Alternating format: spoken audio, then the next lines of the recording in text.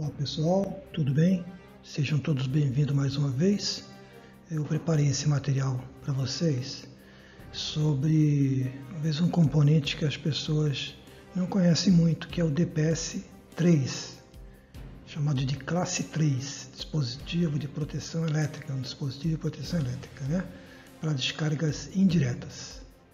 Eu sou o Marco Oliveira, da IEP Brasília, e estarei hoje falando sobre esse assunto com vocês. Bom, nessa imagem aqui nós criamos o que a norma recomenda, que são as zonas de proteções. Então, dentro de uma edificação, de uma casa, tem as zonas de proteção. Eu tenho as zonas externas para os impactos externos, que seria, por exemplo, a queda de um raio. E aí a gente aqui pode simular uma proteção interna dentro da casa. E nessa proteção interna dentro da casa, ou dentro de um condomínio, de um edifício, nós temos justamente o que a gente chama de coordenação de proteção de surto, que é justamente cada zona dessa aqui. Então, para cada zona dessa aqui, eu vou ter um tipo de DPS fazendo a proteção. Então, por exemplo, aqui para a zona 0, eu teria um DPS classe 1 mais classe 2. Por quê? Porque o classe 1 ele faz a proteção no caso de uma descarga elétrica, uma descarga atmosférica, né, porque ela tem uma velocidade, e o classe 2 ele faria a proteção um surto elétrico, tipo uma manobra de uma rede elétrica, um aumento de tensão, um surto elétrico de fato. Já dentro da residência, o meu quadro, eu teria, no caso, um classe 2, que seria justamente essa proteção, essa coordenação, tendo a proteção do surto. E hoje nós vamos falar especificamente do classe 3, que é o quê? Que é para proteção dos equipamentos mais sensíveis a esse surto, né? Então aqui eu tenho uma antena, por exemplo, que eu posso estar recebendo uma descarga elétrica ou no próprio condomínio, na própria estrutura do condomínio.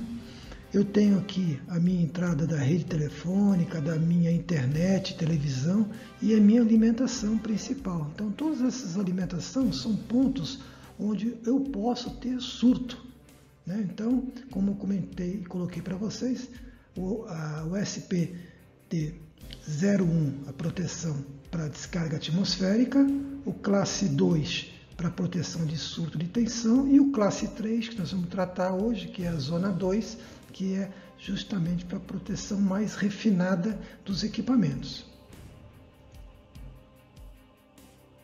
E quais são os tipos de dispositivo classe 3 que nós podemos ter? Existem alguns tipos que a gente pode estar mostrando para vocês. Esse aqui é um classe 3, que ele absorve também um classe 2, então a gente chama de classe 2 mais 3. Então esse T3 aqui, ele justamente faz a proteção de um classe 3. Ele é um tipo para ser instalado no trilho DIN, dentro do quadro elétrico. Nós também podemos utilizar um famoso filtro de linha, que é esse produto aqui. Nesse filtro de linha vai também ter um componente de proteção, que são esses componentes aqui na cor azul, que são os varistores, que ele vai fazer essa proteção do classe 3.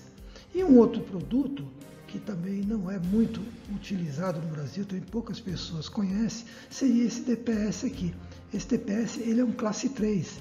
O que é muito interessante dele? Ele fica dentro da tomada, então a gente não enxerga ele fica embutido dentro da tomada fazendo a proteção.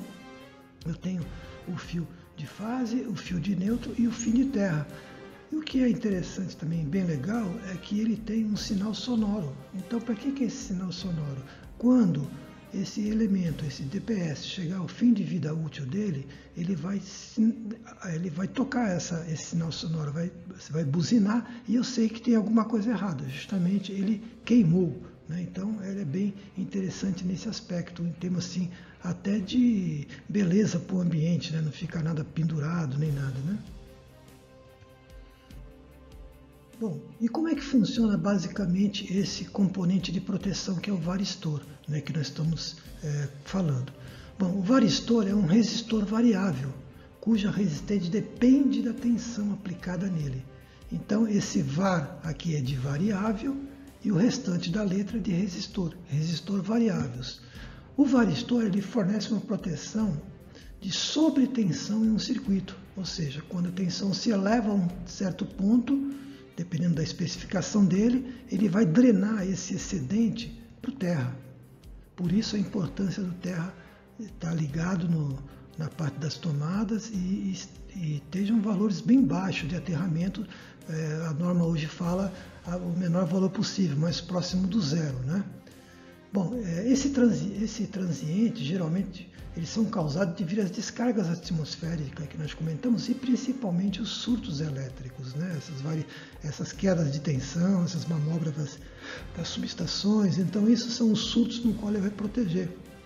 Então, quando a tensão é aplicada em um varistor, quando ela for maior do que a sua tensão nominal, no caso aqui desse exemplo que a gente vai citar, 275 volts, ou seja, eu estou trabalhando numa região em que minha tensão de alimentação é 220, 225 volts. Então, se chegar a 275, a gente fala que ele grampeou, ele jogou o excedente para fora, para o aterramento, né? Então, a resistência vai diminuir e, com isso, vai haver a continuidade desse excedente para o fio terra, né? Então, no exemplo que a gente coloca aqui, ó, eu estou apresentando o componente, que é esse varistor aqui, ele tem aqui na carcaça dele marcando 275, o 20 é o diâmetro dele, tem 20 milímetros de diâmetro, e a tensão dele de clampagem, de condução é 275. Então, nesse gráfico aqui, a gente pode ver o seguinte, né? À medida que a tensão aqui vai aumentando, dentro desse parâmetro, a resistência ela vai diminuindo. A resistência vai diminuindo em proporção com o aumento da tensão, tá? Então essa é a característica do varistor. E qual é o impacto disso nos nossos equipamentos, nesses equipamentos mais sensíveis, né? Aqui eu tenho uma curva representando uma proteção de uma descarga direta, né? Que seria diretamente no edifício, então ela tem uma velocidade de 10,350 microsegundos. É um outro componente, não é o varistor que faz a proteção, no caso é um centelhador a gás normalmente. E aqui é a nossa proteção do surto indireto, né? Então ele vai chegar aqui a 8/20 microsegundos, né? Aí já entra o varistor como proteção dos equipamentos, né? E aqui eu fiz uma simulação, um circuito, então eu tenho aqui a minha entrada, né? Eu tenho aqui, depois da minha entrada eu tenho aqui unifilarmente o meu DPS. Então o que acontece? Nesse momento o disjuntor está fechado e as minhas cargas aqui, o meu computador, o meu monitor, a minha impressora estão sendo todos alimentados, né? No momento que eu tenho uma descarga elétrica indireta, ou seja, bateu lá na rede elétrica e teve aquela alteração, aquele aumento de tensão, o que vai acontecer? O DPS vai sentir isso e vai fechar a chave, como se fosse um fechamento da chave dele. Então, essa corrente toda, ela vai passar a circular aqui por ele, esse excedente de tensão, jogando por fio terra. Então, isso aqui é só para vocês, então, verem o funcionamento do DPS-3, como comentei. Não é muito usual, poucas pessoas conhecem, mas ele é importante, faz parte dessa coordenação de proteção de surto, ok? Obrigado mais uma vez pela atenção. Tenham todos um ótimo dia.